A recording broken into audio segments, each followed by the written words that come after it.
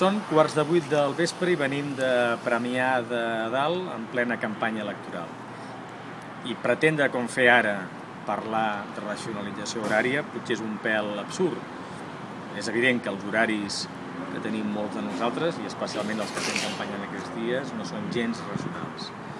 Però sabem que si volem tenir una economia més productiva i més competitiva i volem tindre millor qualitat de vida, necessitem una veritable revolució dels horaris. Necessitem uns horaris semblants a la que tenen la resta dels europeus, que ens puguin permetre dedicar moltes més hores a la cura dels nostres fills si en tenim, a la nostra pròpia formació, a les nostres activitats o a la participació activa com a membres d'una comunitat. Aquest és un compromís molt seriós que volem plantejar a Madrid a la propera legislatura, que els nostres horaris siguin com la de la resta dels anys.